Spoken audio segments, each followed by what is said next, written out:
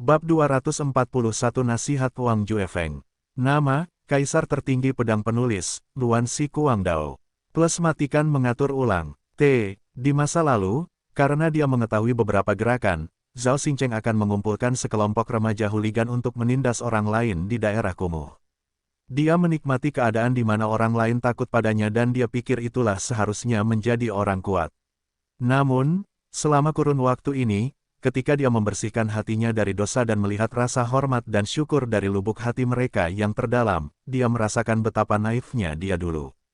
Ding Hao menepuk bahu Zhao Xingcheng dan berkata, "Ayo terus lakukan." Waktu berlalu dengan lambat, butuh waktu sekitar 2 jam untuk memeriksa kemajuan budidaya anak-anak. Ding Hao memberi arahan satu persatu dan mengajak anak-anak berlatih.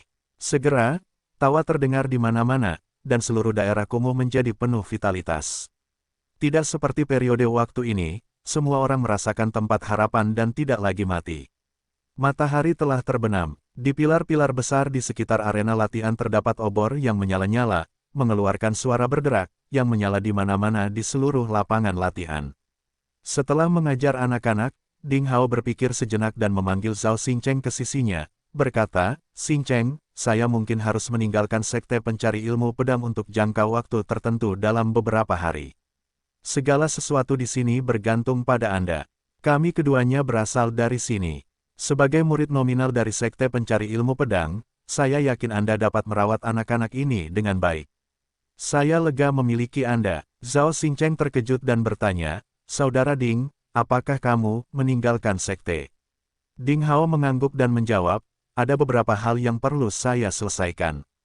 Tapi, Zhao Xingcheng sangat terkejut dan berkata, 4 hari kemudian, kompetisi 5 akademi kedua akan diadakan.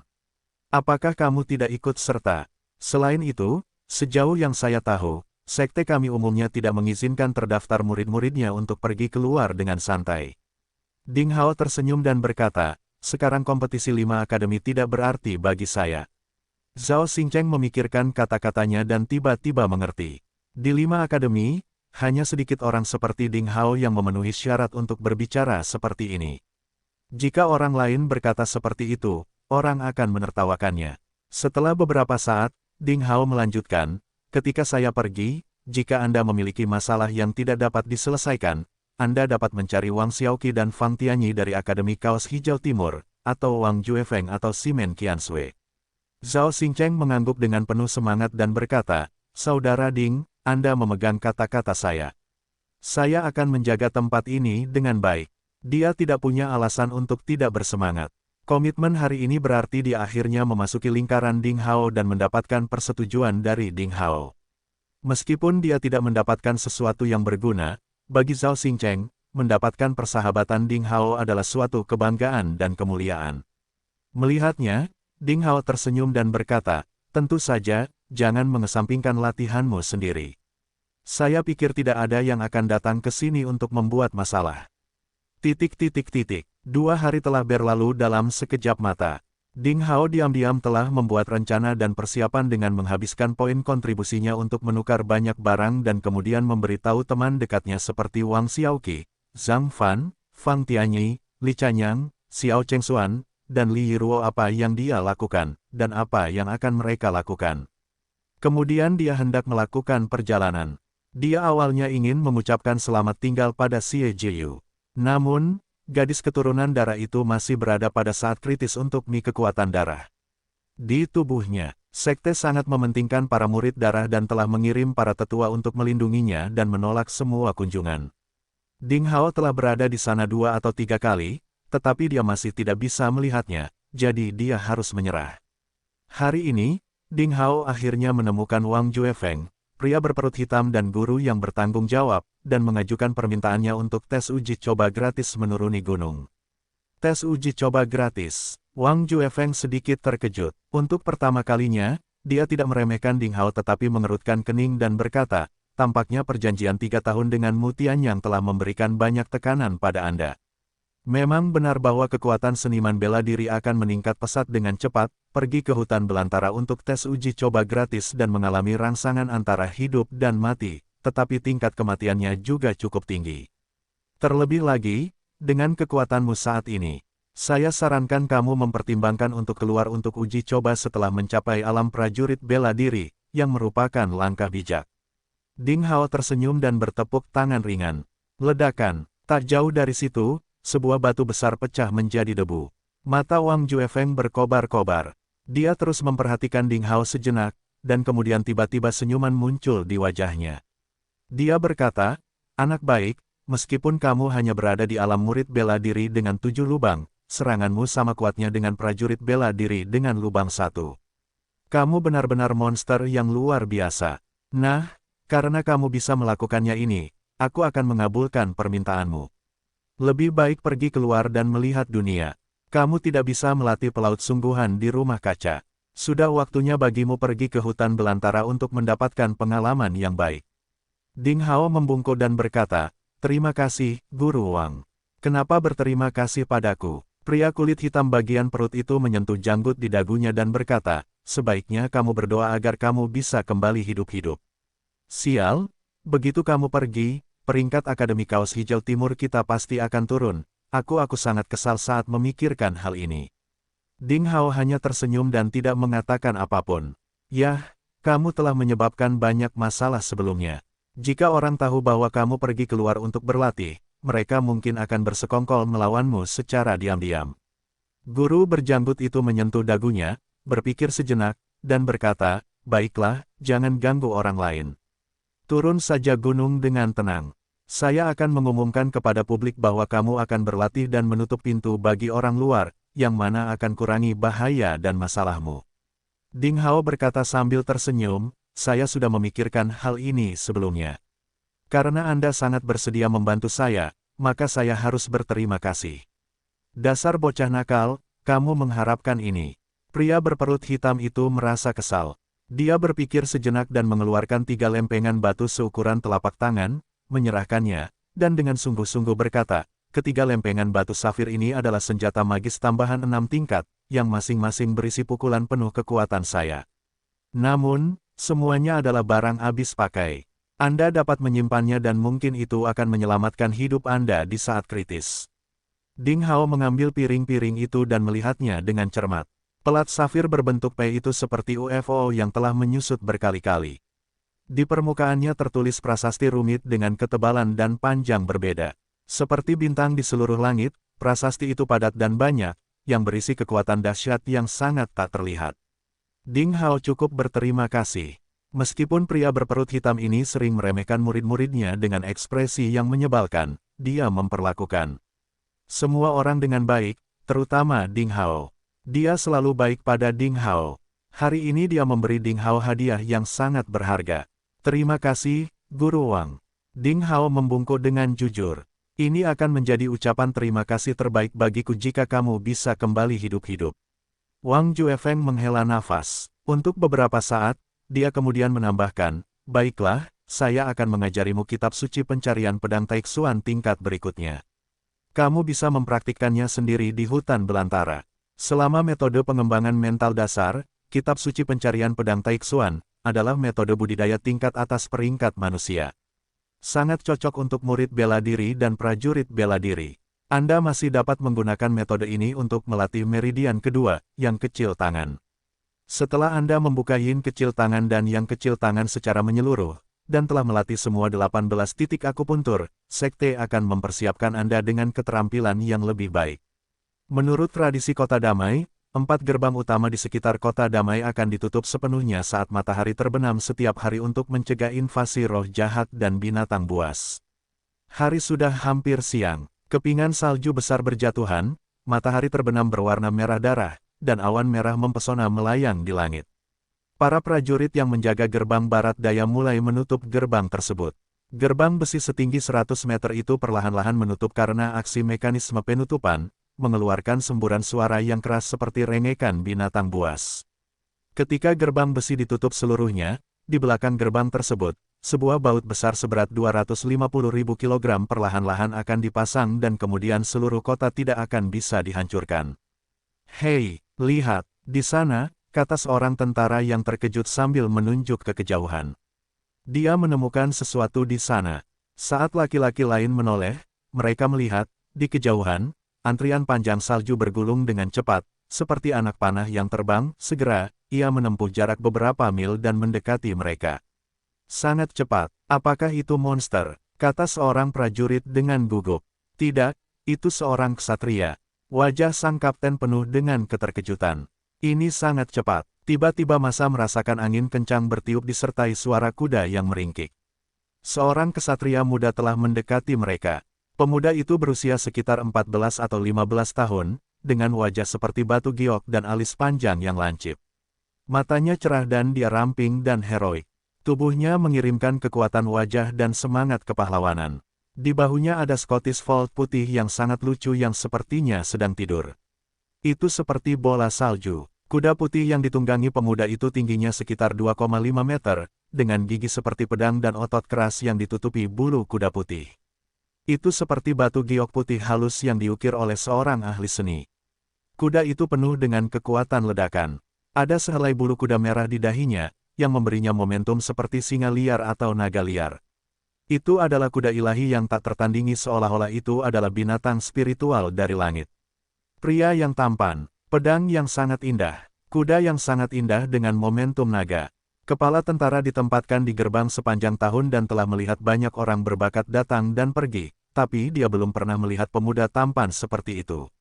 Prajurit lainnya sangat terkejut. Satu-satunya pemikiran yang mereka miliki adalah bahwa anak muda itu benar-benar memiliki latar belakang yang luar biasa.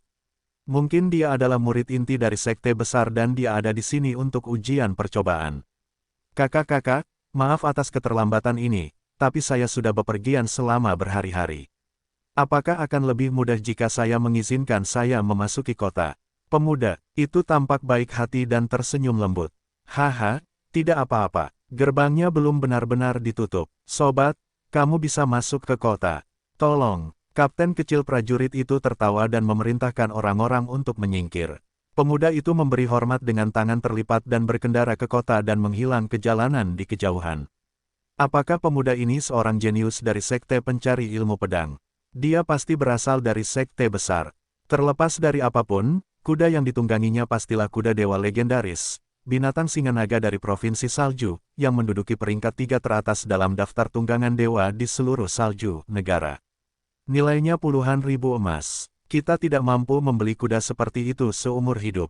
Haha, saya, Wang Wu, telah menjaga kota selama 6 tahun, dan saya telah melihat banyak pria dan wanita dari keluarga bangsawan dan sekte. Mereka semua sombong dan bangga. Mereka mengira mereka romantis dan anggun. Namun, dibandingkan bagi anak laki-laki ksatria tadi, mereka seperti katak di bumi bagi naga di langit. Ya, dia sangat rendah hati dan sopan kepada kami prajurit junior, yang sangat jarang terjadi. Dia benar-benar pahlawan muda. Sekelompok tentara mengagumi pengalaman hari ini dan membicarakannya berulang kali. Kemunculan pria yang menunggang kuda itu mungkin akan selalu dikenang di benak mereka dan dibicarakan berulang kali di waktu senggang. Pemuda yang memasuki kota itu adalah Ding Hao. Setelah berlari kencang, dia akhirnya sampai di kota damai sebelum matahari terbenam, di mana dia bisa menemukan hotel untuk bermalam. Ini adalah pertama kalinya Ding Hao datang ke pemukiman manusia. Dia menunggang kuda dan dengan rasa ingin tahu melihat sekeliling. Jalan utama pusat kota itu dilapisi dengan batu biru. Itu sangat datar dan lebarnya lebih dari 20 meter. Itu cukup lebar bahkan untuk 10 gerbong yang berjalan berdampingan. Setiap 500 meter, ada perempatan yang membagi seluruh kota menjadi kota-kota seperti papan catur. Lalu lintas sangat nyaman. Seperti yang bisa Anda bayangkan, begitu terjadi perang iblis, jalan lebar seperti itu memungkinkan kota damai mengirim sejumlah besar pejuang dan tenaga ke tembok kota dalam waktu singkat, dan pasti tidak akan ada kemacetan. Umat manusia telah bertahan dalam peperangan selama ribuan tahun. Jadi pertimbangan pertama ketika mereka membangun kota ini adalah membuat arsitektur kota senyaman mungkin. Matahari telah terbenam sepenuhnya, dan malam mulai menutupi bumi. Namun, tidak banyak pejalan kaki di jalan tersebut. Lentera telah digantung satu demi satu di paviliun di kedua sisi. Dari kejauhan, mereka tampak seperti bintang yang mempesona di langit. Lampu kuning berputar-putar dalam kegelapan. Kepingan salju menari di malam hari. Pemandangan yang sangat indah. Beberapa pedagang masih berteriak-teriak di pinggir jalan sebelum menutup usahanya, berharap mendapat untung lagi sebelum pulang. Ada petarung yang kembali dari petualangan, mengakhiri hari dengan bahaya yang mengkhawatirkan. Mereka kembali dari hutan belantara, atau berjalan terburu-buru, atau menikmati pesta pora dengan anggur, atau berdiskusi berpasangan dan bertiga demi mendapatkan kebutuhan hidup. Segala macam orang datang dan pergi di jalanan, penuh dengan kebisingan. Jika kehidupan di sekte pencari ilmu pedang sederhana dan acuh tak acuh, maka kehidupan di kota damai kaya dan penuh warna, lebih dekat dengan kehidupan orang biasa dan lebih manusiawi. Saat ia berjalan, jalanan di depan akhirnya mulai menyempit, dan semakin banyak pejalan kaki di jalan tersebut, dengan lampu menyala-nyala dan teriakan menjajakan tak henti-hentinya. Ini seharusnya menjadi pasar malam di kota damai. Ding Hao turun dari kudanya, memimpin binatang singa naga dari Provinsi Salju, maju perlahan, dan tidak terburu-buru mencari hotel untuk menginap. Sangat tidak mudah untuk keluar sekali, dan masih banyak waktu, jadi dia ingin mendapatkan pengalaman yang baik tentang pemukiman suku manusia di tanah tanpa batas. Sepanjang perjalanan, Ding Hao melihat berbagai macam kios, patung tanah liat, peniup gula, penghibur, pemain akrobat, pencaksilat, penjajah yang menjual segala jenis hewan dan hewan peliharaan pintar, serta kios mie, kedai teh, toko pakaian, toko senjata, toko baju besi, toko makanan ringan. Aroma kental memenuhi udara di pasar malam, dan suara-suara menggelegak. Setelah menanyakan beberapa patah kata kepada orang yang lewat dengan santai, Ding Hao menyadari bahwa dia sangat beruntung bisa mengikuti pasar malam yang kebetulan diadakan setiap 6 hari di kota damai malam ini. Itu sebabnya tempat ini sangat sibuk dan berisik. Dia melihat sisi paling makmur di sini. Ding Hao merasa sedang berjalan melalui adegan drama kostum kuno di kehidupan sebelumnya dan tiba-tiba dia mendapat ilusi perjalanan waktu dan ruang. Berjalan di tengah kerumunan, temperamen Ding Hao yang berdebu dan kuda putih dewa menarik banyak perhatian. Tetua, tolong ambilkan semangkuk mie. Ding Hao memilih tempat makanan ringan yang sedikit lebih bersih, mengikat binatang singa naga dari Provinsi Salju ke tiang kuda, dan menyapa bosnya. Pemilik warung tersebut adalah sepasang pasangan lansia berambut putih berusia sekitar 60 tahun. Punggung lelaki tua itu agak bungkuk, namun ia sehat dan hangat, pipinya kemerahan, menyapa tamu, dan perempuan tua itu memasak mie dengan cepat. Keduanya berpakaian sederhana, dan mereka jelas tidak kaya, tapi mereka terlihat sangat puas. Lelaki tua itu membantu perempuan tua itu menyeka keringat dari waktu ke waktu, yang membuat orang iri. Kios itu dipenuhi aroma yang kental, dan ada banyak tamu. Bersamaan dengan keharumannya, Ding Hao menemukan kios ini. Baiklah anak muda, miemu sudah datang, kata lelaki tua itu dengan nada panjang. Dia kemudian meletakkan semangkuk mie dengan warna, bau, dan rasa yang bagus di depan Ding Hao. Panas sekali. Di hari musim dingin yang bersalju, hal itu langsung memberikan semacam kehangatan bagi orang-orang. Aroma mie menggugah selera Ding Hao. Hidungnya bergerak-gerak. Saat hendak makan, tiba-tiba terdengar suara air liur menelan. Dia berbalik dan melihat seorang anak berpakaian compang camping, berdiri di samping kios. Mata anak itu yang gelap dan bulat besar terbuka lebar. Anak muda itu dengan iri menatap semangkuk mie di depan Ding Hao. Anak itu kurus kering, jelas-jelas kurang gizi, memakai pakaian yang sudah diperbaiki berkali-kali. Ada begitu banyak tambalan pada pakaian itu sehingga sulit untuk mengenali seperti apa aslinya. Anak muda ini berlumuran lumpur dan tangannya membiru karena kedinginan. Dia tampak sangat miskin. Dia jelas lapar untuk waktu yang lama dan terlihat sedikit linglung. Ada 5 atau 6 orang dewasa berdiri di samping anak itu.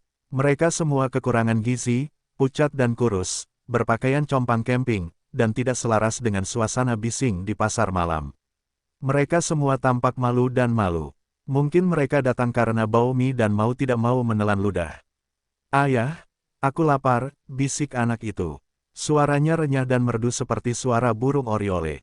Anak tersebut sebenarnya perempuan, namun tidak terawat dan terlihat seperti laki-laki karena kekurangan gizi dan displasia. Pria yang dipanggil ayah adalah seorang pria parubaya yang tampak berusia awal 30-an. Tingginya sekitar 1,8 meter tetapi kurus. Bibirnya membiru. Mungkin dia terlalu lapar, tubuhnya sedikit bergetar. Ketika dia mendengar kata-kata putrinya, dia tampak malu dan melihat ke dalam pelukannya sendiri lalu menggelengkan kepalanya dengan sedih. Dia menyentuh dahi gadis kecil itu dan berkata, "Suer, tolong bersabarlah lebih lama lagi, dan ayah akan membantumu menemukan sesuatu untuk dimakan. Sambil dia berkata, dia juga melihat sekeliling.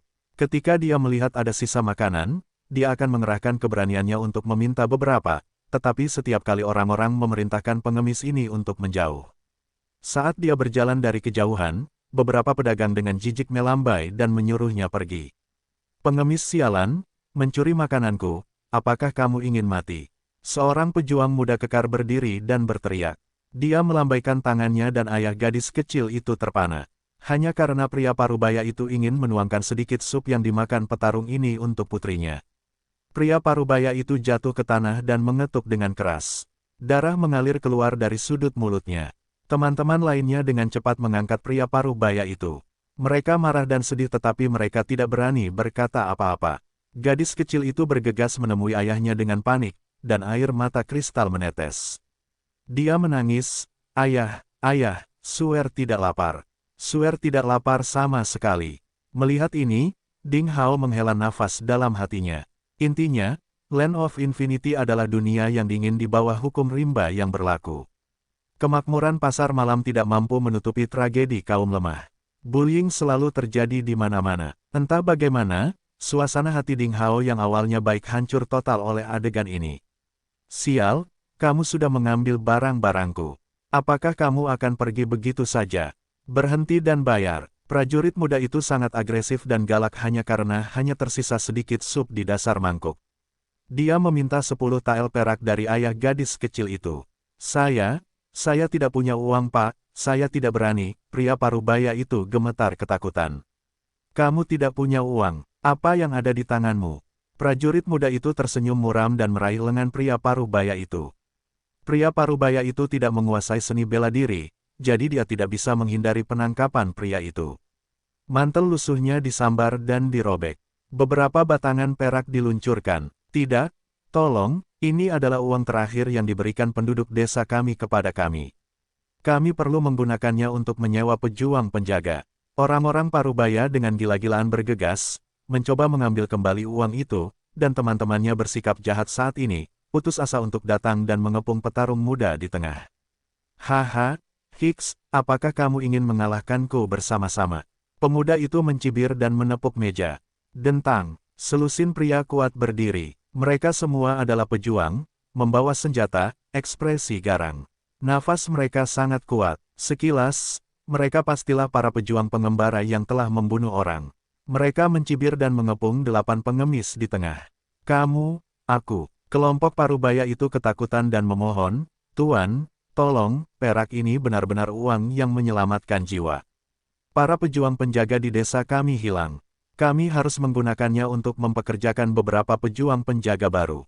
Tanpa pejuang penjaga, ratusan orang di desa tidak akan bertahan hidup di musim dingin ini. Aku tidak peduli apakah penduduk desamu akan mati atau tidak. Kamu menyentuh makananku, lalu kamu harus membayarnya. Cepat, membunuhmu semudah membunuh seekor anjing." Prajurit muda itu tersenyum muram dan tidak menunjukkan simpati sama sekali. Mata orang-orang malang itu penuh dengan keputusasaan. Ding Hao menghela nafas. Dia tidak bergerak dan hanya melambaikan tangannya. Sebuah kekuatan tak kasat mata menyembur keluar. Prajurit muda itu hanya merasakan tangannya tiba-tiba terasa ringan. Perak yang dipegangnya terbang keluar dan berubah menjadi untaian pita perak, yang jatuh ke tangan Ding Hao 3 atau 4 meter jauhnya. "Jangan terlalu jahat, yang mereka inginkan hanyalah makanan. Kenapa kamu harus membunuh mereka semua?" kata Ding Hao tanpa menoleh. Pada saat yang sama, dia meletakkan perak itu di atas meja di depannya. "Dasar sialan, bastard kecil, siapa kamu?" "Aku Wenxin, Running Thunder Sword. Apakah kamu akan mengganggu ini?" Pemuda itu sangat marah dan memberitahukan namanya kepada Ding Hao, yang sepertinya terkenal di tempat ini karena orang-orang di sekitarnya tersentak ketika mendengar nama tersebut. Meong, kucing kecil yang lucu itu terbangun dari mimpinya dan menoleh untuk melihat prajurit muda itu dengan sangat tidak puas. "Meong-meong, sekelompok sampah, keluarlah sebelum aku berubah pikiran." Nada suara Ding Hao menjadi kuat dan dia mencibir tanpa menoleh ke belakang. "Beraninya kamu memarahiku, apakah kamu ingin mati? Ayo, potong orang ini." Prajurit muda itu mengamuk. Tindakan Ding Hao sebelumnya yang mengudara membuatnya merasa sedikit terkejut.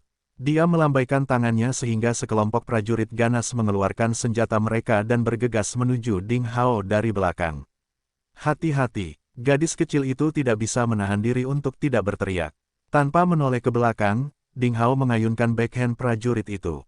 Wah, lampu merah yang sangat panas, seperti kilat di dunia primordial pada awal penciptaan, melintasi kehampaan.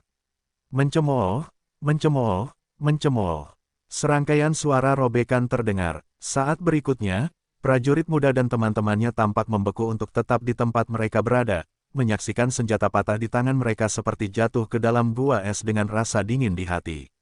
Terlalu buruk, pemuda itu mengayunkan pedangnya ke arah mereka tanpa menoleh ke belakang, memotong semua senjata di tangan 6 atau 7 orang menjadi 2 bagian, yang membuat mereka bahkan terlambat untuk bereaksi. Kekuatan dan keterampilan semacam ini tidak terbayangkan dan jauh melampaui imajinasi mereka. Seorang ahli, tuan yang sangat menakutkan. Semua orang tidak pernah bermimpi bahwa pemuda ini, yang terlihat lembut, cantik dan lemah, ternyata adalah seorang ahli dalam menjaga nasihatnya sendiri. Cahaya pedang merah itu sungguh menakjubkan, dan sangat cepat sehingga udara masih dipenuhi aura panas yang ringan. Jelas itu berisi skill pedang yang luar biasa. Sekelompok ikan ruca keluar. Ding Hao meletakkan pedang panjang bermotif naga di atas meja dan memarahi dengan dingin tanpa menoleh ke belakang. Kali ini, meskipun mereka disebut ikan ruca, prajurit muda dan rekan-rekannya tidak berani menunjukkan ketidakpuasan sedikitpun. Ketika mereka mendengar omelan Ding Hao, mereka merasa seolah-olah diberi amnesti. Mereka bahkan tidak berani mengucapkan kata-kata sopan dan melarikan diri seperti anjing tunawisma. Orang-orang di sekitar bersorak, berlatih seni bela diri selama 10 tahun adalah untuk menghilangkan ketidakadilan. Apakah ini perasaan ksatria? Haha, kakek, 10 mangkuk mie lagi, aku akan mentraktirnya.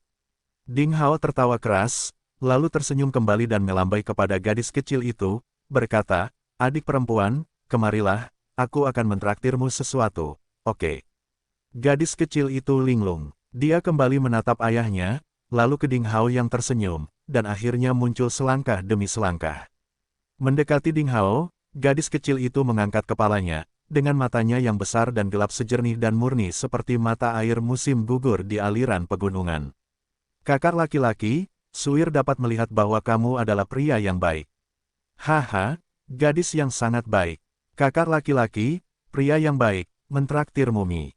Ayolah, kamu lapar, jadi kamu makan dulu. Ding Hao tersenyum dan memberikan semangkuk mie di depannya kepada gadis kecil itu. Gadis kecil itu ragu-ragu sejenak, namun akhirnya, dia tidak bisa menahan godaan makanan dan memakannya dengan penuh semangat sambil memegang mangkuk besar. Haha, gadis kecil, pelan-pelan, dan jangan tersedak. Ding Hao tiba-tiba menjadi bahagia lagi. Terima kasih untuk bantuannya. Ayah gadis kecil itu datang dengan penuh rasa terima kasih dan membungkuk kepada Ding Hao bersama teman-temannya. Semudah hanya mengangkat satu jari. Saya tidak tahan dengan orang-orang yang kejam dan jahat itu, kata Ding Hao sambil menunjuk mie panas di atas meja, dan berkata, saya pikir kalian semua sudah lapar. Mengapa tidak, apa kau tidak perlu makan dulu, lalu kita bisa bicara lagi nanti. Beraninya kami. Kelompok orang ini sedikit malu. Sudahlah, kita dipertemukan karena keberuntungan, kenapa kamu merasa malu? Lagi pula, mie yang disajikan sudah banyak sekali mangkok, dan aku tidak bisa memakannya sendiri. Ayo saudara-saudara, Ding Hao menunjuk ke kursi di sampingnya. Tanpa banyak bicara, dia mengambil semangkuk mie terlebih dahulu dan memakan mie dengan suapan besar. Melihat kemurahan hati Ding Hao, pria parubaya dan orang lain ragu-ragu sejenak, lalu mengucapkan terima kasih kepada Ding Hao, mengambil tempat duduk mereka secara bergantian dan memakan mie dengan tergesa-gesa. Kelompok orang ini seharusnya sangat lapar sehingga dalam waktu singkat mereka akan menghabiskan semangkuk mie seiring angin menggulung awan. Ding Hao tersenyum, meminta pemilik restoran untuk terus menyajikan mie. Kelompok orang ini menghabiskan 38 mangkok mie. Para penonton di sekitar menatap mereka dengan takjub. Sampai semuanya penuh, Ding Hao tersenyum, mendorong perak di depannya ke pria parubaya dan berkata, baru saja saya mendengar bahwa Anda ingin menggunakan perak ini untuk mempekerjakan seorang prajurit untuk melindungi desa Anda. Ya, pria parubaya itu berkata dengan rasa terima kasih, 20 hari yang lalu, prajurit penjaga desa kami pergi ke pegunungan Western Rock untuk berpartisipasi dalam ekspedisi di reruntuhan kuno yang diselenggarakan oleh 9 sekte. Sayangnya, dia telah pergi selamanya. Kami tidak tahu apakah dia masih hidup atau tidak. Sekarang sudah lama turun salju dan musim dingin semakin dekat. Tanpa prajurit penjaga, seluruh desa akan selalu menghadapi bahaya dimakan oleh setan dan binatang buas. Kami harus melakukannya, kumpulkan sejumlah perak lagi dengan harapan bisa menyewa prajurit penjaga untuk melindungi orang-orang di desa selama musim dingin yang panjang ini. Melihat kurang dari 15 tael perak, Ding Hao menggelengkan kepalanya sedikit. Uang itu terlalu sedikit untuk menyewa seorang prajurit realem prajurit bela diri dengan satu lubang. Namun, ia tidak dapat menyurutkan semangat orang-orang tersebut, dan tiba-tiba sebuah ide muncul di benaknya dan ia berkata, "Siapa nama desamu?" Pria parubaya itu menjawab dengan hormat, "Desa terpencil, hanya sedikit orang yang mengetahuinya, kami menyebutnya Desa Lembah. Jaraknya sekitar 100 km dari sini." Desa Lembah, 100 km jauhnya. Ding Hao merasa senang. Iya, dan persis sama dengan yang ditandai di peta. Kukira itu Desa Lembah. Untung saja aku bertanya dengan santai, kalau tidak, aku akan merindukan orang-orang ini. Berpikir sejenak, Ding Hao duduk lagi dan berkata perlahan, "Apakah prajurit penjaga yang hilang di desamu bernama Guonu? Apakah kamu kenal saudara Guo?" Pria parubaya dan rekan-rekannya merasa senang dan berkata berulang kali, "Ya, ya. Saudara Guonu adalah prajurit penjaga Desa Lembah. Dalam 4 tahun terakhir, jika bukan karena perlindungan saudara Guonu, Desa Lembah kami mungkin telah dihapus dari daftar. Dia adalah santo pelindung kami. Sayang sekali dia keluar kali ini, dan kami tidak mendapat kabar tentang dia. Kami sangat mengkhawatirkannya, tetapi kami tidak memiliki kemampuan untuk pergi ke Western Rock pegunungan untuk mencarinya." Itu benar, Ding Hao mengangguk. Untuk sementara, dia tidak bisa menyampaikan berita kematian Guonu kepada orang-orang ini, dan dia takut mengurangi semangat mereka. Setelah menundukkan kepalanya dan memikirkannya, Ding Hao mengangkat tangannya dan mengambil 15 tael perak lagi di tangannya. Dia berkata, "Saya mengambil 15 tael perak. Saya adalah teman saudara Guo. Jika Anda tidak keberatan, saya akan menjadi prajurit penjaga Anda untuk musim dingin ini. Bolehkah?" "Apa?" Pria parubaya dan teman-temannya tiba-tiba merasa linglung saat itu juga. Adapun kekuatan Ding Hao, meskipun mereka tidak memahami seni bela diri, tetapi mereka telah melihat dengan jelas bahwa selusin prajurit sangat ketakutan sehingga mereka tidak berani bernapas lega di hadapan Ding Hao. Tuan seperti itu bersedia menjadi prajurit penjaga di desa lembah kecil mereka. Untuk sesaat, semua penduduk desa merasa linglung dan tidak percaya dengan apa yang mereka dengar. Mereka merasa seperti kue yang jatuh dari langit menghantam seseorang yang terdengar hampir tidak nyata. Melihat ekspresi mereka, Ding Hao tersenyum dan berkata, "Ya, kamu merasa kekuatanku tidak sebanding dengan 15 tael perak." "Tidak, tidak." Pria parubaya itu menggelengkan kepalanya dengan tergesa-gesa dan berkata dengan semangat yang liar, "Kami baru saja mengumpulkan 15 tael perak, dan kami hanya ingin menemukan, dan itu adalah ekspektasi yang berlebihan bagi kami, untuk menyewa seorang pejuang gelandangan biasa.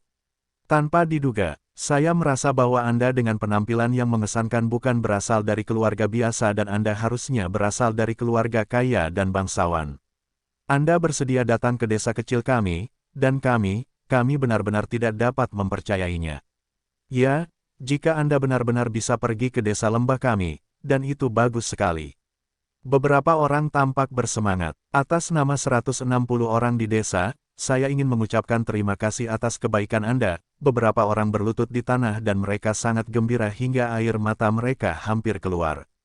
"Kakak adalah pria yang baik," kata gadis kecil berkulit hitam suir sambil melompat-lompat. "Jadi sudah beres." "Tidak apa-apa, kakak-kakak semuanya." Ding Hao membantu mereka bangun. Orang-orang ini adalah kerabat dan saudara laki-laki Guonu. Meskipun kedudukan mereka tidak tinggi, mereka miskin. Ding Hao lahir di daerah kumuh, dan bersama orang-orang ini, dia merasa lebih hangat dan nyaman. Mereka hanya mengobrol sebentar, dan mulai akrab satu sama lain. Ding Hao mengetahui dari obrolan bahwa pria parubaya kurus itu adalah Gao Feng, kepala desa lembah. Pemuda lainnya juga bermarga Gao. Dari lebih dari 100 orang di desa lembah, lebih dari 80% di antaranya bermarga Gao. Seiring berjalannya waktu, pasar malam yang ramai berangsur-angsur menjadi suram. Ding Hao, bersama Gao Feng dan penduduk desa lainnya, menemukan relatif membersihkan penginapan di sebelah pasar malam dan menetap. Penduduk desa lelah dan lapar. Setelah seharian penuh kekhawatiran, mereka segera tertidur.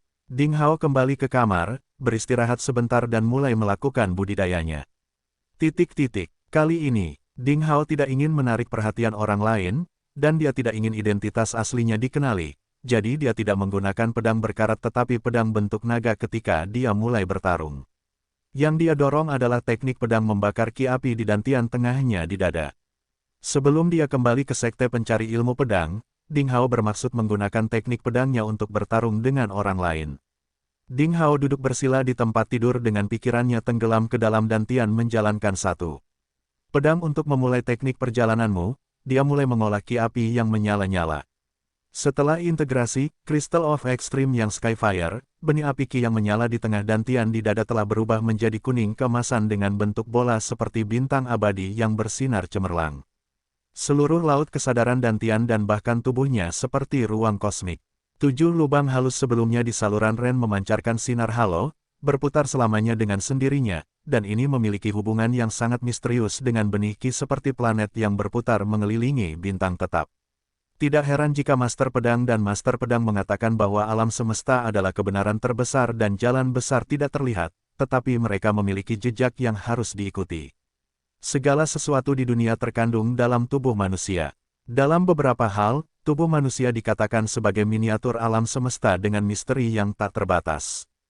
Ketika 108 lubang dalam tubuh manusia disempurnakan sepenuhnya, itu bertepatan dengan 108 bintang di alam semesta, menggemakan alam semesta, dan itulah alam keabadian, yang dapat memobilisasi semua kekuatan antara alam semesta dan surga dan menjadi penghormatan terhadap segala sesuatu. Teknik pedang ki misterius Ding Hao telah mencapai alam murid bela diri 7 lubang. Dia menjalankan ki api yang membakar cairan untuk menyerang aperture air si aperture ke-8 di saluran Ren dari 6 saluran ekstra. Ki berputar di setiap celah misterius, dan setiap sirkulasi yang selesai disebut sebagai sirkulasi kecil. Ki menyelesaikan evolusinya di semua meridian dan disebut sirkulasi besar. Sekarang Ding Hao belum menembus saluran tangan pertama Shaoyin dan Ren Meridian, jadi dia tidak memiliki kemampuan untuk menjalankan lingkaran besar energi vital sehingga ki harus disimpan di setiap lubang untuk menjalankan sirkulasi sistemik kecil. Setiap aliran ki diberi energi dari benih ki di dantian yang dalam. Melalui setiap aperture, itu akan menjadi lebih bertenaga dari sebelumnya. Ketika melewati lubang ketujuh Istana Ungu di Ren Meridian, tebalnya berubah menjadi 10 helai rambut dari 1 helai rambut. Seperti ular piton ajaib, ki terus-menerus menyerang aperture air si aperture ke-8. Tidak ada yang tahu berapa lama waktu yang dibutuhkan. Ledakan. Sebuah ledakan terdengar di benak Ding Hao, tubuhnya bergetar, dan di Ren Meridian, jalur ki tiba-tiba melintas. Ki cair seperti ular piton meraung gembira ke air si aperture. Planet ki baru perlahan-lahan terbentuk, seolah-olah itu adalah kemunculan planet secara bertahap setelah Big Bang. Kesadaran ilahi Ding Hao menyaksikan proses ini. Itu lambat dan cepat. Dalam sepersekian detik, aperture laut udara muncul. Percikan telah selesai. Alam murid bela diri dengan lubang 8. Ding Hao membuka tangannya, nyala api kuning pucat, seperti air dan kristal, berdetak kencang seperti peri. Detik berikutnya, dengan pikirannya, nyala api menyebar ke seluruh telapak tangan secara spiritual, seperti air mengalir, menutupi seluruh telapak tangan dalam sekejap mata, seolah-olah mengenakan sarung tangan emas muda, hanya selapis tipis. Suhunya tertahan, dan sepertinya tidak ada antusiasme. Ding Hao mengeluarkan perisai besi dari cincin penyimpanan dengan tangannya yang lain dan memukulnya dengan tangan kanannya. Dengan suara rejan, tinju yang diselimuti api emas, menembus perisai besi setebal setengah cun tanpa rasa perlawanan, seperti menembus lapisan tahu yang lembut. Tetesan besi cair berwarna kemerahan mengalir di tanah, dan segera memadat menjadi besi hitam. Ini adalah cairan api ki yang terbakar setelah Crystal of Extreme yang Skyfire diintegrasikan dan diubah, mengandung suhu yang sangat mengerikan. Dalam sekejap, jika tinju itu mengenai tubuh manusia, bayangkan saja pemandangan itu, membuat seluruh tubuh menggigil meski tidak kedinginan. Dengan pemikiran Ding Hao, cairan api ki yang terbakar terus berubah, dan itu berubah menjadi pisau kecil, atau perisai seukuran telapak tangan, atau sepasang sarung tinju dengan duri. Itu sangat berubah dan menakjubkan. Ini adalah keuntungan dari Ki Cair dan alam murid bela diri dengan lubang 8. Dengan peningkatan ranah budidaya, pencairan Ki dapat mensimulasikan banyak hal. Orang-orang kuat yang kekuatannya telah mencapai tingkat primordial sangat kuat dengan Ki. Mereka secara ajaib dapat membuat sebuah baju zirah yang menutupi seluruh tubuh, yang tahan terhadap pisau dan tombak serta tahan terhadap air dan api, dan itu sangat mengerikan. Ding Hao mendapat manfaat dari Crystal of Extreme yang Skyfire. Dia mampu mencairkan Ki, tetapi tingkat kekuatan dan ketangguhannya tidak dapat dibandingkan dengan orang-orang kuat primordial, jadi hal-hal yang disulap secara ajaib olehnya paling banyak hanya seukuran telapak tangan, namun, kekuatannya sudah sangat menakjubkan. Adapun cara menggunakannya dalam pertempuran, dia harus memikirkannya secara mendalam dan bertahap. Saat ini, ada semburan suara di luar, dan cahaya menjadi lebih terang. Membuka jendela dan melihat keluar, Ding Hao menemukan bahwa langit redup. Malam telah berlalu. Setelah selesai mencuci, Ding Hao keluar kamar. Gao Feng dan yang lainnya sudah menunggunya di luar. Melihat Ding Hao keluar, Gao Feng menyapanya dengan hormat. Gadis kecil Suir membersihkan noda lumpur di wajahnya dan memperlihatkan wajah kecilnya yang putih dan lembut. Semua orang sarapan di penginapan dan memulai perjalanan menuju desa lembah. Sebelum meninggalkan kota damai, Ding Hao membeli banyak barang, sebagian besar adalah baju besi, senjata, dan makanan. Dia menyewa kereta besar agar semua barang yang dibeli bisa diangkut. Matahari berwarna merah, dan pecahan kepingan salju berjatuhan di langit. Sekelompok orang keluar dari gerbang utara kota damai. Desa lembah. Sama seperti kebanyakan desa suku manusia yang berukuran kecil, desa lembah tidaklah besar dengan luas sekitar 60 mu. Desa itu terletak di antara perbukitan di seberang Gunung Naga Salju. Gunung itu tertutup gletser salju sepanjang tahun. Di depan desa ada padang rumput dan semak belukar yang tertutup salju. Di selokan bawah tanah sedalam ribuan meter, seperti retakan gunung yang dipotong oleh Yang Maha Kuasa di zaman kuno dengan pedang, angin menderu-deru dan kabut bersalju memenuhi langit.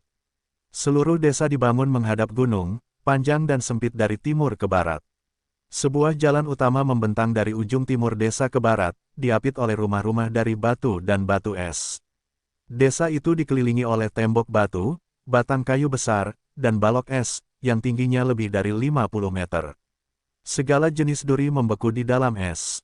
Dari kejauhan tampak seperti landak putih yang bergerombol. Dinding es bersinar di bawah sinar matahari dan tampak mengagumkan. Tembok itu bisa bertahan melawan beberapa iblis tingkat rendah. Saat musim dingin yang panjang dan dingin mendekat, baik manusia maupun iblis menghadapi bahaya kekurangan makanan. Pada saat ini setiap tahun, di Provinsi Salju, konflik antara suku manusia dan iblis menjadi tegang dan pertumpahan darah terjadi hampir setiap hari. Untuk melanjutkan hidup dan bertahan hidup, kedua belah pihak harus saling membunuh dengan pedang dan pedang. Saat matahari baru saja terbit, Gao Lin, yang tahun ini sudah berusia 73 tahun sebagai orang tertua di desa dan juga satu-satunya tetua di sini, bersama beberapa pemuda bersenjata, memanjat menara di selatan tembok yang dikelilingi es. Berjaga-jaga di satu sisi, mereka melihat jauh ke selatan di sisi lain. 4 atau 5 hari telah berlalu sejak Gao Feng, kepala desa dan beberapa pemuda pergi ke kota damai untuk menyewa seorang prajurit penjaga. Menurut janji mereka sebelumnya, kemarin seharusnya menjadi hari kepulangan Gao Feng dan yang lainnya. Iblis di Gunung Naga Salju menjadi semakin mudah tersinggung, tapi mungkin mereka akan segera datang ke daerah ini. Orang-orang berharap kepala desa dan pengikutnya dapat kembali dengan sukses, mempekerjakan prajurit penjaga dengan kekuatan yang baik. Jika tidak, Gao Lin tidak berani memikirkan hal buruk. Jika tidak ada prajurit penjaga, musim dingin ini mungkin akan menjadi hari kiamat bagi desa lembah. Lebih banyak penduduk desa berdiri di tembok tinggi berturut-turut dengan harapan dan melihat ke arah jalan pegunungan selatan. Waktu, dalam penantian yang begitu cemas, perlahan berlalu. Lambat laun, dari siang hingga siang hari, masih belum ada seorang pun yang terlihat di satu-satunya jalan menuju luar di kejauhan.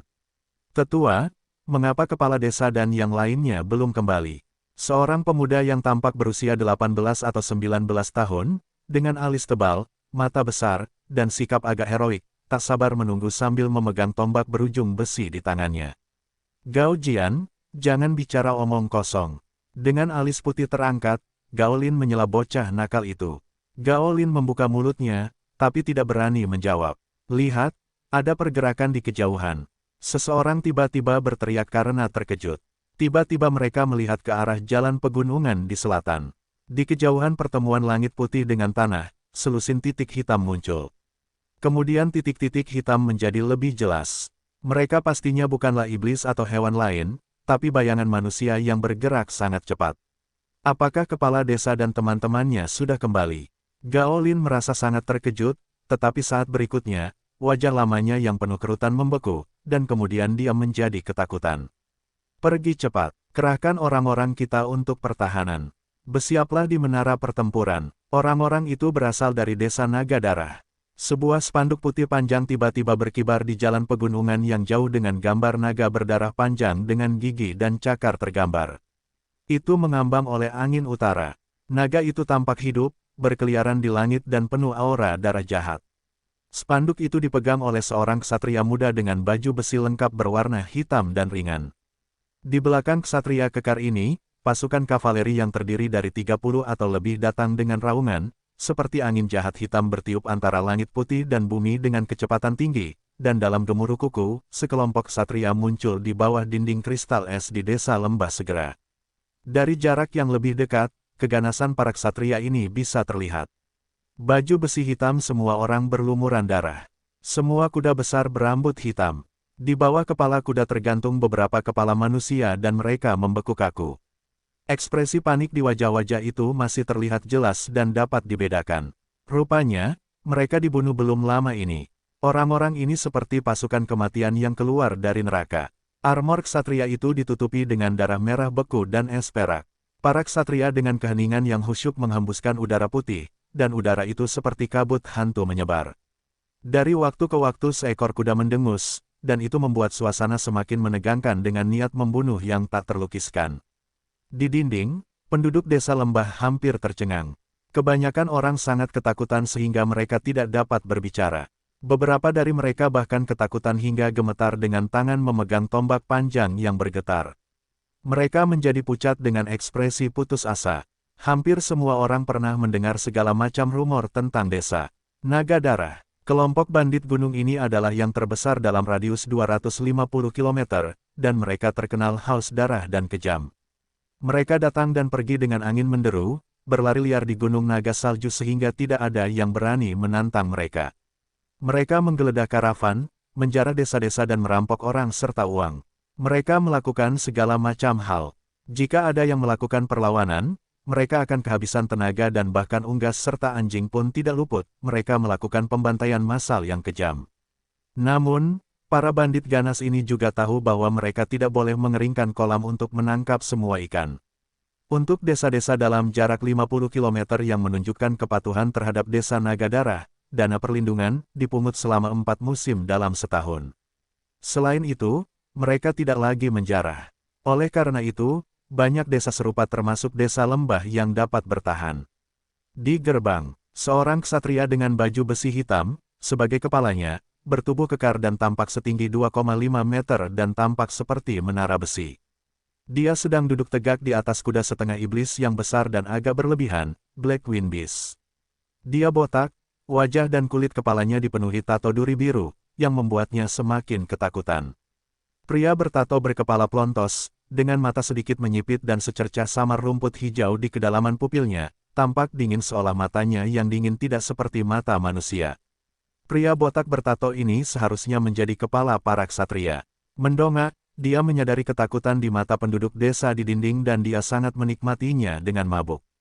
Seorang ksatria hitam mendesak kudanya untuk berjalan keluar dari sisinya secara perlahan. Suara tapak kuda terdengar sangat keras saat menginjak jalan yang tertutup es. Dia mendongak dan berteriak, "Orang-orang di dalam tembok dengarkan aku baik-baik. Desa Naga Darah sedang disiangi. Dalam 1/4 jam, serahkan 10 perawan dan 200 tael perak." Saat tenggat waktu berakhir, pembantaian massal yang kejam akan terjadi, mulai dan bahkan unggas dan anjing pun tidak luput. Suara seperti gemuruh guntur terdengar di langit. Di dinding, penduduk desa akhirnya terbangun dan tiba-tiba mereka berada dalam kebingungan. Dengan tidak adanya kepala desa, prajurit penjaga juga menghilang. Tanpa tulang punggung, mereka semua gemetar menghadapi bandit yang begitu ganas. Kami telah membayar dana perlindungan untuk musim dingin, mengapa kami harus membayarnya lagi? Gao Jian dengan tombak panjang di tangannya masih muda dan kuat dan dia mendapat dorongan bahwa anak sapi yang baru lahir tidak seperti harimau dan berteriak. Wah, sebuah tenda hitam menjulang ke langit. Cekikikan, menyentuh tenggorokannya, Gao Jian membuka matanya lebih lebar. Darah mengalir di jari-jarinya secara berurutan. Sekelompok panah hitam dengan kejam menembus tenggorokan dan lehernya. Tandan panah berdarah keluar dari leher belakang, berlumuran darah, dan nyawa berharga pemuda itu diambil. Jika kamu berani melawan lagi, seluruh desa akan dibantai. Suara dingin ksatria hitam itu, tanpa emosi apapun, bergema tidak jelas di bawah dinding. Gulma, kamu hanya punya waktu kurang dari separuh waktu untuk membakar dupa. Di mata mereka, penduduk desa ini adalah rumput liar yang dipanen oleh mereka. Nak, di dinding, Gao Lin tidak dapat mencegah tragedi itu, dia menahan Gao Jian dengan suhu tubuh, dan tidak bisa menahan tangis sedih dengan air mata. Hanya karena Gao Jian mengucapkan satu kata lagi, nyawanya mudah hilang. Elder, apa yang harus kita lakukan? Mengapa tidak bertarung dengan mereka? Ya, dengan tembok itu, kita mungkin bisa melawan mereka.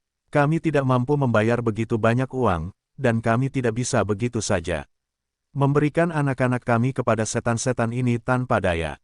Ya, jika kita bertarung dengan mereka dan yang terburuk menjadi lebih buruk, kita mungkin mati. Orang-orang mengepung tubuh Gao Jian yang berangsur-angsur menjadi dingin dan amarah mereka membara. Ketakutan awal hilang. Ketika anak-anak muda menyadari bahwa teman hidup mereka yang suka bermain di masa lalu tidak akan pernah bisa bangun lagi, mata mereka dipenuhi dengan kemarahan dan kebencian. Mereka sepertinya mendapatkan kembali keberaniannya dalam sekejap. Mata Gao Lin yang keruh dan tua perlahan-lahan melewati wajah anak-anak muda itu, dan pikirannya berangsur-angsur menjadi jernih. Bertarung, dengan apa? Ini pasti akan menjadi pembantaian. Hidup di masa-masa sulit, kaum lemah, dalam banyak kasus, harus sadar dan tidak sanggup menanggung rasa malu.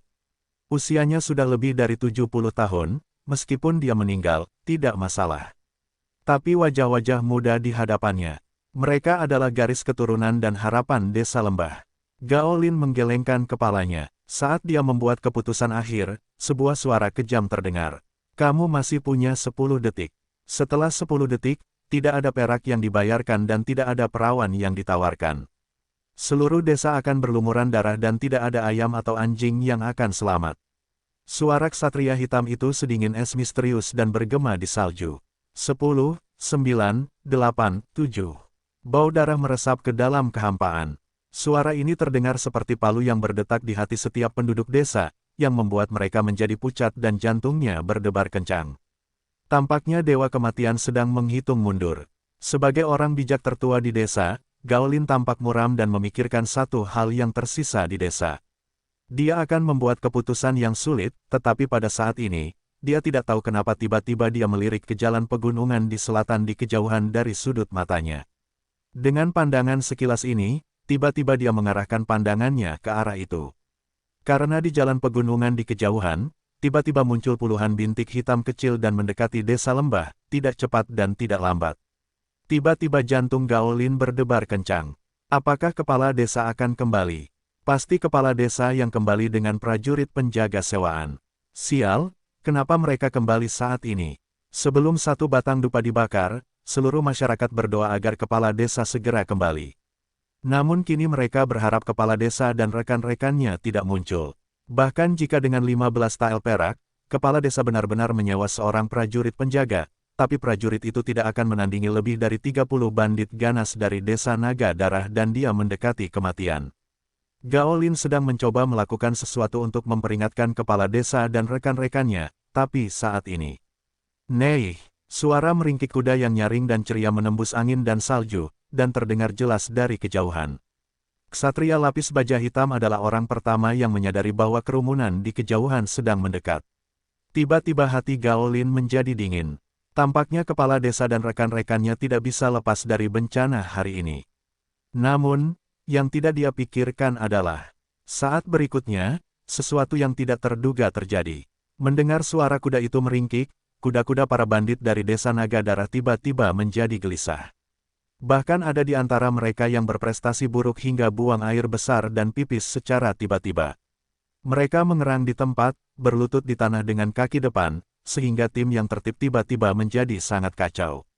Untungnya, para ksatria berkuda sangat terampil dengan kekuatan luar biasa dan mereka memberikan respon yang cepat.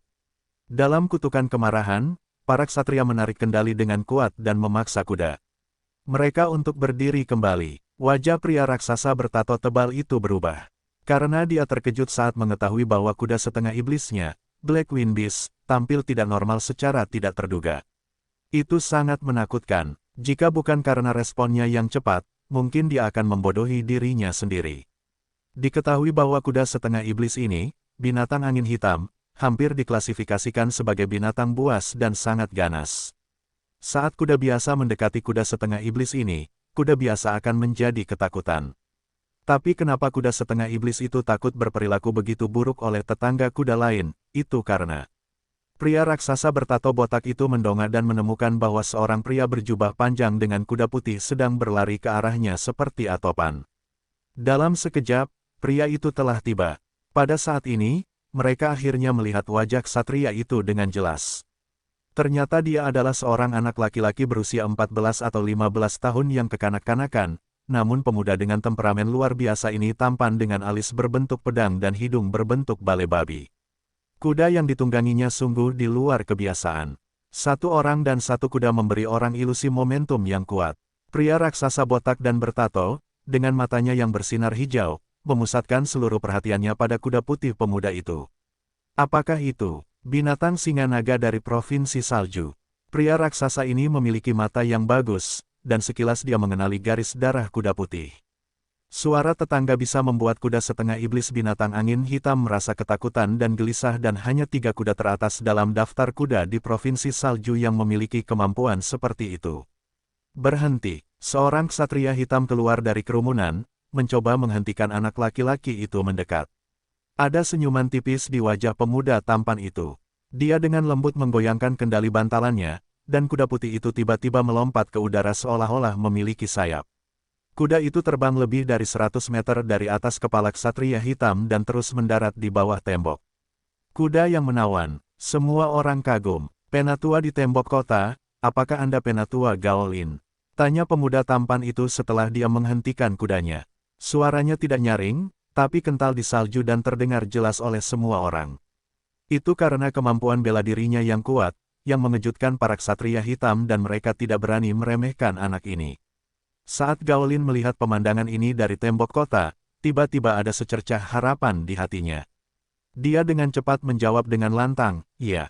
Dan kamu?" "Aku adalah pejuang penjaga desa lembah yang baru direkrut oleh kepala desa Gaofeng." "Apa yang terjadi dengan orang-orang di gerbang ini?" Gaolin sangat senang mendengar kata-kata itu. Gaofeng benar-benar menyewa seorang wali, tapi remaja di bawah kota itu masih sangat muda, jadi Gaolin ragu. Pria kecil yang masih muda, meskipun aku tidak tahu seberapa kuat dia, aku khawatir dia bukan tandingan para bandit yang terlihat galak di desa Naga Darah. Dia masih sangat muda dan memiliki masa depan yang menjanjikan. Semoga dia menang, jangan mati di sini. Untuk sesaat, Gaolin tidak tahu harus menjawab apa. Di bawah tembok kota. "Nak, apakah kamu pejuang penjaga baru di sini?" Raksasa botak bertato itu berjalan perlahan, melihat ke atas dan ke bawah sebentar, lalu dengan angkuh berkata, "Kami adalah ksatria desa Naga Darah dan kami di sini untuk memungut biaya perlindungan." "Wah, dari mana asalmu?" Ding Hao sedikit mengernyit. Pakaian dan nafas kelompok ksatria hitam ini jelas tidak bagus, dan kepala beku yang tergantung di bawah kepala kuda sudah cukup untuk menjelaskan semuanya. "Namaku, berangkat dengan 1 pisau, seorang pejuang penjaga baru di desa lembah." Ding Hao menyeringai dan berkata, "Kamu pasti akan mengingat namaku. Berangkat dengan 1 pisau, betapa sombongnya kamu." Raksasa berkepala botak itu mencibir. Tiba-tiba, jejak bau darah melayang dari atas. Ding Hao mengerutkan hidungnya dan menatap raksasa botak itu. Matanya setajam pisau. Dia bertanya kata demi kata, "Iya. Kamu baru saja membunuh seseorang di sini, bukan?" "Haha, kami desa Naga Darah sedang menyiangi. Ada apa dengan membunuh 1 atau 2 orang?" Seorang kesatria hitam di sekitar pria kuat itu tertawa bahagia dan berkata, dalam waktu 5 napas, jika desa lembah tidak mampu membayar biaya perlindungan, kalian semua akan mati. Oh, di matamu, membunuh orang itu seperti menyiangi, ya. Ding Hao mengangguk. Dia melihat ke arah panah hitam ksatria itu sejenak, dan kemudian berkata, jadi, apakah kamu yang membunuh pemuda di balik tembok kota? Ditatap dengan menarik oleh Ding Hao, ksatria hitam itu menjadi marah. Dia menjawab sambil mendengus, ya, aku melakukan itu. Aku menusuk tenggorokan si kecil itu dengan panah-panahku. Dia sama sekali tidak memperhatikan Ding Hao. Tapi saat berikutnya, kalau begitu, kamu bisa mati. Ding Hao tiba-tiba mengangkat tangannya dan seberkas cahaya dingin berwarna perak keluar dari tangannya.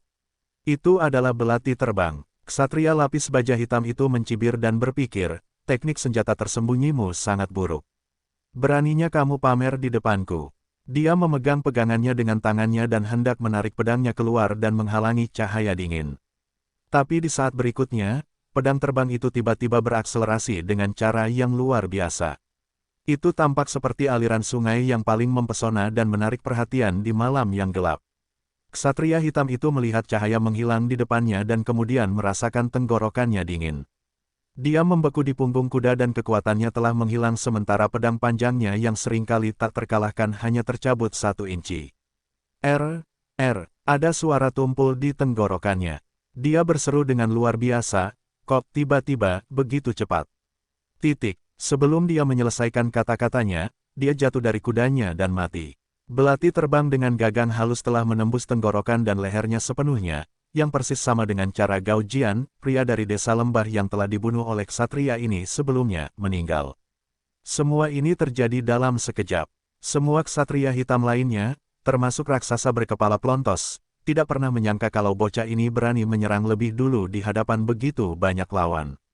Oleh karena itu, mereka tidak dapat menyelamatkan rekannya. Ketika mereka ingin melakukan sesuatu, ksatria hitam itu sudah mati. Para ksatria hitam tercengang. Beraninya kamu. Mata raksasa bertato berkepala pelontos itu berkilau karena amarah dan hasrat membunuh. Dia berteriak dengan marah, beraninya kau membunuh penduduk desa naga darahku. Dasar bajingan kecil, kau sudah mati. Tak seorang pun akan menyelamatkanmu. Aku akan mengulitimu dan membiarkanmu mati di hutan belantara. Petik 2. Para ksatria hitam sangat marah. Mereka berkuda dan mengepung Ding Hao dengan kudanya. Mereka dengan marah mencabut pedang dan pedang mereka. Udara sepertinya memadat. Penduduk desa di tembok juga terkejut. Ding Hao, bagaimanapun, sepertinya telah melakukan sesuatu yang tidak relevan, dan berkata dengan ekspresi kosong, membunuh bajingan seperti ini hanya mengotori tanganku. Desa naga darah sial, kalian adalah sekelompok bandit. Beraninya kamu pamer di depanku. Karena kamu orang jahat, aku tidak bersalah membunuh kalian semua. Baiklah, aku sudah putuskan kalian semua akan mati hari ini. Dia menghina lebih dari 30 ksatria kuat ini. Sikap seperti itu membuat marah raksasa berkepala pelontos itu. Desa naga darah selalu menindas orang, tetapi sekarang bocah ini benar-benar berani membenci desa naga darah. Dia awalnya takut pada Ding Hao karena pakaiannya yang luar biasa, tetapi sekarang dia begitu terprovokasi hingga dia membalikkan badan. Sekalipun dia adalah murid dari sekte besar atau keturunan dari sekte besar atau keluarga besar, tapi jika dia mati di sini, tidak akan ada yang tahu. Pertama-tama kita bunuh bajingan kecil ini dan kemudian membantai desa lembah. Kata raksasa bertato kepala botak dengan ekspresi garang sambil mencabut pisau raksasa di pinggangnya. Waspadalah terhadap senjata tersembunyinya. Kita akan bertarung, lalu hentikan omong kosong itu. Sampah, awas. Aku tidak akan menunjukkan belas kasihan. Keinginan membunuh berkumpul di wajah Ding Hao. Saat dia menyelesaikan kata-katanya, fiuh, fiuh, fiuh. Ding Hao mengangkat tangannya, dan kemudian 4 lampu dingin, pada saat yang sama, berubah menjadi kilat perak dan menembak ke arah 4 ksatria hitam yang bergegas lebih dulu. Tidak, terdengar hampir 4 jeritan di saat yang bersamaan. Keempat belati terbang mengenai sasarannya, dan semuanya mengenai celah antara helm ksatria dan baju besinya. Keempat ksatria itu jelas-jelas melakukan tindakan mengelak, tapi entah bagaimana, belati terbang itu secara otomatis melacak mereka dan membunuh mereka seolah-olah mereka memiliki mata. Berdebar, mayat-mayat itu jatuh dari kuda dan jatuh ke salju.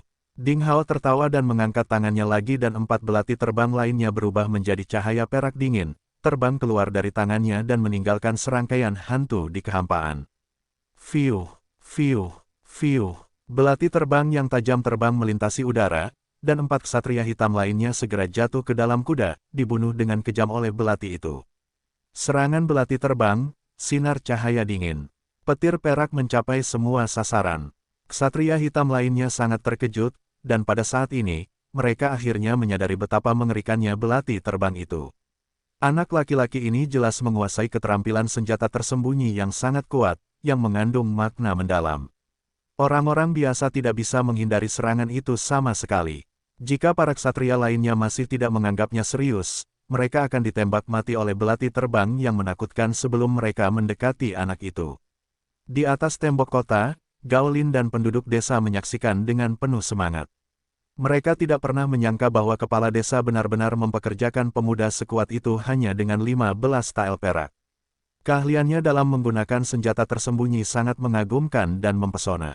Membunuh para ksatria hitam itu semudah membunuh ayam. Apakah memang ada peluang untuk menang hari ini? Tameng, raksasa botak itu sangat marah.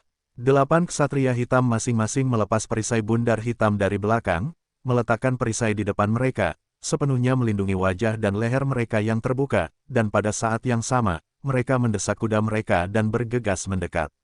Mereka yakin bahwa selama mereka bergegas dan melancarkan pertempuran jarak dekat, mereka akan mampu memotong daging bocah iblis ini.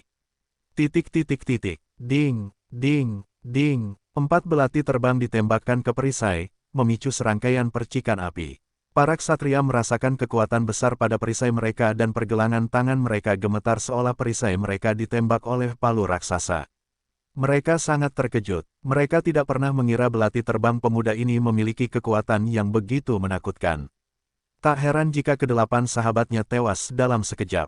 Tapi, itu saja, meskipun belati terbang itu kuat, mereka tidak cukup kuat untuk menghancurkan perisai besinya.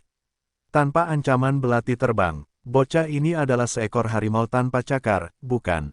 Di sisi lain, Ding Hao menghela nafas sedikit. Terakhir kali di reruntuhan kuno, dia mendapat beberapa rahasia bagus tentang senjata tersembunyi setelah membunuh naga dengan 1 mata dan orang-orangnya dari Sekte Bintang Jatuh. Setelah kembali ke Sekte Pencari Ilmu Pedang, Ding Hao meluangkan banyak waktu untuk mempelajari keterampilan tersebut dan mendapatkan banyak manfaat. Teknik belati terbang miliknya akhirnya berhasil membuat terobosan, dari ranah mengandalkan kecepatan dan kekuatan hingga ranah Tao. Namun, dia tidak mengembangkan keterampilan ini terlalu lama, jadi pencapaiannya saat ini dalam senjata tersembunyi hanya dapat membuat belati terbangnya berakselerasi 1 kali atau mengubah arah 1 kali dengan menghitung dan merasakan getaran ki. Dibandingkan dengan master dari Sekte Bintang Jatuh, yang bisa membuat senjata tersembunyi berubah sesuai keinginan mereka, jalannya masih panjang. Oleh karena itu, ketika para ksatria hitam mengeluarkan perisai mereka, pisau terbang Ding Hao menjadi kurang berguna. Hei, kawan, giliranmu. Ding Hao menepuk kudanya, binatang singa naga dari provinsi salju itu. Kuda putih ini sangat cenayang. Ding Hao sudah akrab dengannya selama beberapa hari, jadi dia sangat akrab dengannya. Saat Ding Hao menyentuhnya, kuda pintar itu segera mengerti dan tiba-tiba mendongak dan berteriak seperti singa dan harimau yang mengaum. Raungan keras bergema di udara untuk waktu yang lama. Nafas unik milik Raja Kuda langsung menyebar ke bawah tembok kota. Berdebar, tunggangan para ksatria hitam tidak dapat menahan tekanan seperti itu. Mereka ketakutan dan kaki mereka lunak. 8 kuda yang berlari ke depan tergeletak di tanah, seolah-olah para abdi dalam melihat raja dan berteriak. Para ksatria yang memegang perisai segera jatuh dari kudanya seperti labu yang jatuh ke tanah. Mata Ding Hao berbinar, dan dia mengangkat tangannya lagi. 4 belati terbang lainnya berubah menjadi cahaya dingin dan membelah kehampaan dalam sekejap. 4 ksatria hitam menutupi leher mereka dan jatuh. Waktunya kurang dari 3 napas sejak awal pertempuran, 13 dari 30 ksatria hitam berpengalaman terjatuh. Mereka dibunuh seperti ayam tanpa perlawanan apapun. Mereka ketakutan sekarang meskipun orang-orang ini adalah bandit yang ganas. Itu terlalu buruk. Itu adalah pembantaian. Ksatria hitam lainnya tidak yakin apakah mereka bisa menghindari atau memblokir pisau pembunuh yang begitu mengerikan. Kamu, apakah kamu murid dari Sekte Bintang Jatuh? Raksasa berkepala pelontos itu bertanya dengan serius. Dia juga takut. Di seluruh provinsi salju, sebagian besar dari mereka yang bisa mempraktikkan senjata tersembunyi ke alam yang luar biasa adalah murid dari Sekte Bintang Jatuh. Sekte sebesar itu adalah salah satu dari 9 sekte di provinsi salju, dan desa Nagadara tidak berani memprovokasi sekte semacam itu. Jika pemuda ini benar-benar dari Sekte Bintang Jatuh, maka kekalahan hari ini tidak akan memalukan.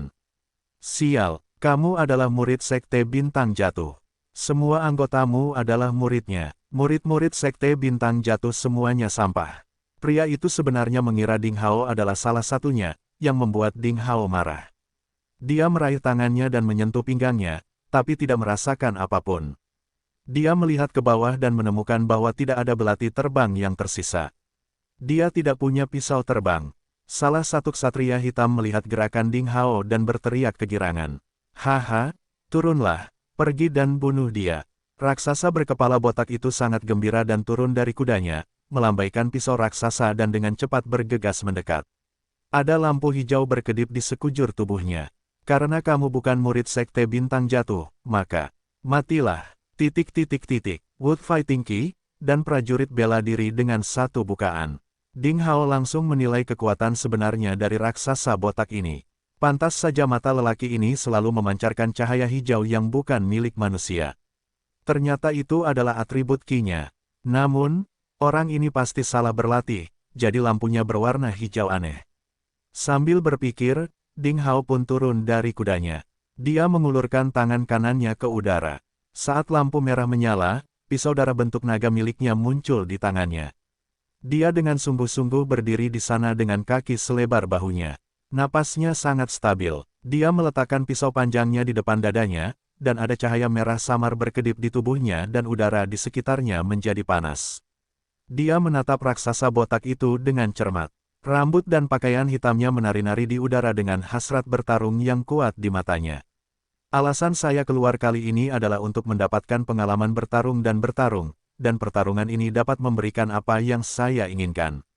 Kalau begitu, mari kita mulai sekarang juga. Pada saat pisau raksasa itu ditebang, Ding Hao tertawa dan menggoyangkan pergelangan tangannya.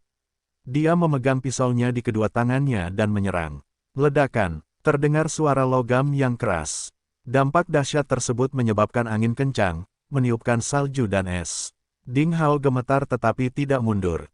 Dia langsung berdiri teguh namun, raksasa bertato botak itu sepertinya tersambar petir. Dia mundur 5 atau 6 langkah dengan pisaunya tertancap di tanah. Dia tidak berhenti sampai dia memasukkan pisaunya ke tanah. Ada darah di mulutnya. Dia menatap Ding Hao dengan kaget dan bertanya, kamu. Baiklah, apakah kamu ingin bertanya mengapa kekuatanku begitu kuat? Ding Hao melenturkan pergelangan tangannya dan meniup pedang darahnya yang berbentuk naga, dan berkata, maaf, aku lupa memberitahumu. Berlatih pisau terbang hanya untuk bersenang-senang. Pedang panjang ini adalah senjataku yang sebenarnya. Pria berkepala pelontos itu menjadi sangat marah dan kesal. 16 ksatria hitam yang tersisa tersentak dan merasa berada di gua es. Ayo kita bunuh dia bersama-sama. Jumlah kita banyak sekali. Kenapa kita takut padanya? Pria berkepala pelontos itu berteriak setelah tertegun beberapa saat. Ding Hao memperlakukannya seperti orang idiot, yang membuatnya kesal. Dia dengan gila-gilaan menggunakan Ki-nya. Api cian yang dalam membakar tubuhnya, dan kemudian dia bergegas lagi. 16 ksatria hitam yang tersisa saling memandang dan berteriak serta mengikuti di belakangnya. Orang-orang ini putus asa. Dalam pandangan mereka, setidaknya dari segi jumlah, mereka mempunyai keunggulan. Terlebih lagi, kekuatan raksasa botak itu hanya sedikit lebih rendah dibandingkan anak laki-laki itu, selama mereka semua terus bertarung melawan anak laki-laki itu. Pada akhirnya, yang kalah adalah Ding Hao. Ledakan. Raksasa botak dan Ding Hao melancarkan banyak serangan dalam waktu yang sangat singkat. Gugusan bunga api yang mencolok tersebar di salju. Pria bertato itu sebesar dan sekuat beruang. Serangan darinya melesat menuju Ding Hao. Namun, sosok Ding Hao tidak bergerak sama sekali. Seperti andalan, tidak peduli seberapa keras pria itu menyerang. Dari awal hingga akhir, Ding Hao berdiri di tempat yang sama, tidak pernah bergerak sedikit pun. Dia hanya memegang pedang darah berbentuk naga di kedua tangannya dan melambaikannya secara teratur. Setiap serangan pisaunya mengandung kekuatan yang mengerikan, dan waktunya sangat tepat. Setiap kali menyerang, kekuatan lama pria botak itu menghilang dan kekuatan barunya tidak muncul, yang membuat raksasa itu sangat kesal. Dia tidak pernah merasa senyaman ini, dan teknik pedang yang dia latih dengan baik tidak dapat digunakan sepenuhnya dan konsisten saat ini. Konflik kedua pria tersebut menimbulkan badai dahsyat yang membuat pasir beterbangan dan kerikil bergulung. Ksatria hitam lainnya tidak bisa bergabung dengan mereka sama sekali. Di tembok kota, Gao Lin dan yang lainnya yang akhirnya terbangun dari keterkejutan dan sangat tercengang. Ini, Gao Lin dengan rambut putih tidak dapat mengucapkan satu kalimat pun karena kegembiraan. Mereka tidak pernah mengira bahwa anak muda seperti itu memiliki kekuatan yang begitu mengerikan sehingga dia dapat dengan mudah mengalahkan lebih dari 30 ksatria hitam. Bahkan Guonu, prajurit prapenjaga, tidak bisa melakukan itu. Orang-orang muda yang memegang tubuh dingin Gao Jian gemetar karena kegembiraan. Sepertinya ada api di hati mereka. Setiap pemuda bermimpi menjadi pahlawan. Saat ini, menyaksikan Ding Hao bertarung dengan tenang dan tidak tergesa-gesa, impian mereka sepertinya telah terwujud. Ayo, bunuh binatang buas ini. Penduduk desa di tembok kota mulai berteriak satu persatu. Tinggalkan 10 orang untuk membantuku memperlambat anak ini. Yang lain naik ke tembok kota dan membunuh sampah-sampah yang sudah lelah hidup. Pria raksasa bertato yang berani itu memerintahkan dengan marah. Dia bermaksud mengandalkan keunggulan mereka untuk memperlambat Ding Hao dan mengkonsumsi Ki Ding Hao. Karena dia sudah merasa bahwa tidak peduli ranah Ki asli Ding Hao lebih rendah dari miliknya, tetapi metode budidaya yang dipraktikkan Ding Hao berkali-kali lebih baik daripada miliknya, jadi kekuatan serangannya lebih kuat. Huff, kamu ingin melindungi para paria itu, bukan? Kalau begitu aku akan mengirim orang untuk membunuh mereka terlebih dahulu dan mengalihkan perhatianmu. Ksatria hitam itu langsung tahu apa yang dia maksud. Mereka mencibir dan terbang langsung menuju tembok kota. Mereka dengan cepat naik ke tembok kota. Wajah Ding Hao berubah dan segera mengambil tindakan. Dia melawan pria berkepala botak itu dengan pedangnya dan memutar tubuhnya, dengan cepat menendang kedua pedang panjang milik dua ksatria hitam yang mati itu. Desir, kedua pedang panjang itu bersiul dan berubah menjadi kilat. Dua ksatria hitam yang baru saja melompat ke udara. Kedua pedang itu memotong armor mereka dan memasukkannya ke dalam hati mereka dan memakukannya di tembok kota kristal es. Melanjutkan, si berkepala pelontos kesal. Dia mengaktifkan ki kayunya secara ekstrim dan seluruh tubuhnya ditutupi oleh api hijau. Dia kemudian bergegas menuju Ding Hao seperti setan. Dia akan memperlambat Ding Hao. Dentang, dentang, dentang. Suara benturan logam terdengar seperti ada yang memukul besi. Suaranya padat dan cepat. Lebih banyak ksatria hitam mengambil kesempatan untuk bergegas menuju tembok kota. Penduduk desa di tembok akan dibantai. Karena kamu sangat jahat dan tidak bekerja sama dengan baik, maka aku tidak akan menunjukkan belas kasihan. Ding Hao mengerutkan kening dan hendak membunuh orang-orang ini. Saat ini, sesuatu yang luar biasa terjadi. Neong, kucing kecil lucu yang tadinya grogi di bahu Ding Hao sepertinya terbangun oleh suara itu. Dia tiba-tiba membuka matanya saat ini. Mata si kecil awalnya berwarna safir dan murni, tetapi saat ini, terlihat merah dan dingin. Si kecil membuka mulutnya dan meraung dengan marah.